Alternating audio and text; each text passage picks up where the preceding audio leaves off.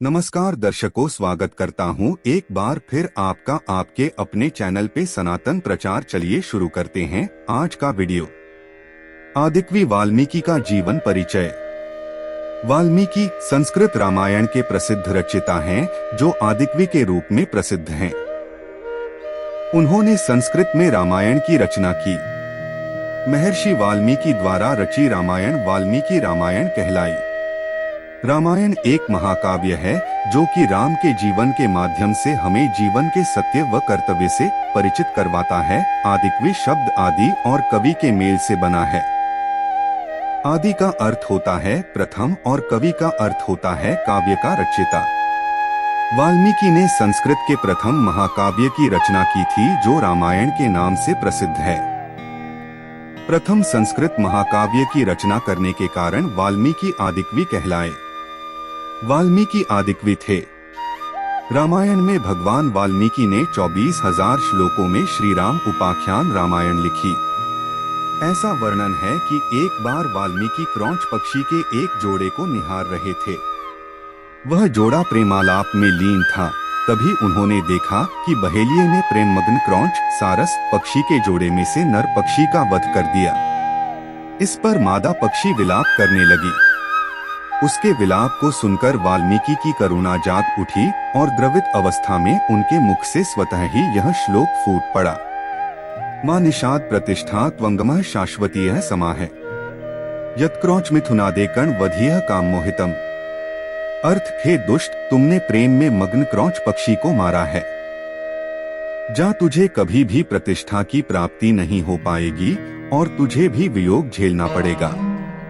उसके बाद उन्होंने प्रसिद्ध महाकाव्य रामायण, जिसे वाल्मीकि रामायण के नाम से भी जाना जाता है, की रचना की और आदिकवि वाल्मीकि के नाम से अमर हो गए। अपने महाकाव्य रामायण में उन्होंने अनेक घटनाओं के समय सूर्य, चंद्र तथा अन्य नक्षत्र की स्थितियों का वर्णन किया है। इससे ज्ञात होता है कि वे ज्योतिष विद्या एवं खगोल विद्या के भी प्रकांड ज्ञानी थे। महर्षि वाल्मीकि जी ने पवित्र ग्रंथ रामायण की रचना की, परंतु वे आदि राम से अनभिज रहे। राम राम सब जगत बखाने, आदि राम कोई बिरला जाने। अपने वनवास काल के दौरान भगवान श्री राम वाल्मीकि के आश्रम में भी गए थे। भगवान वाल्मीकि को श्री राम के जीवन में घटित प्रत्येक घटना का पूर्ण ज्ञान था। सतयुग, त्रेता और द्वापर तीनों कालों में वाल्मीकि का उल्लेख मिलता है, इसलिए भगवान वाल्मीकि को सृष्टिकर्ता भी कहते हैं।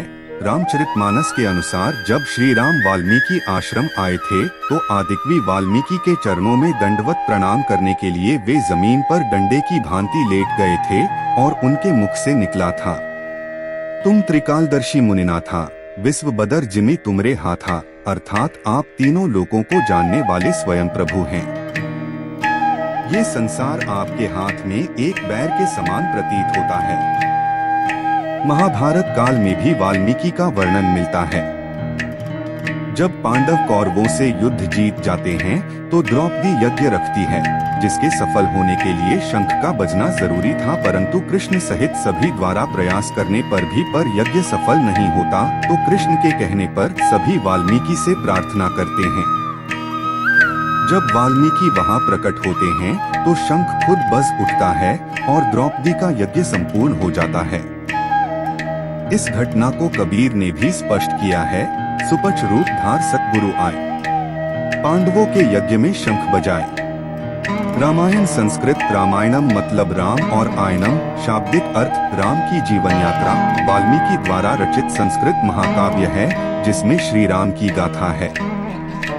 इसे आदिकाव्य तथा इसके रचयिता महर्षि वाल्मीकि को आदिकवि भी कहा जाता है। संस्कृत साहित्य परंपरा में रामायण और महाभारत को इतिहास कहा गया है और दोनों सनातन संस्कृति के सबसे प्रसिद्ध और लोकप्रिय ग्रंथ हैं। रामायण के 7 अध्याय हैं जो कांड के नाम से जाने जाते हैं। इसमें कुल लगभग 24,000 श्लोक हैं। इसके बाद की संस्कृत एवं अन्य भारतीय भाषाओं के साहित्य पर इस महाकाव्य का बहुत अधिक प्रभाव है तथा रामकथा को लेकर अनेकों रामायण रचे गए। आशा करता हूँ वीडियो आपको पसंद आई होगी। ऐसे और वीडियो देखने के लिए जुड़े रहिए हमारे चैनल से। लाइक करें, सब्सक्राइब करें, शेयर करें।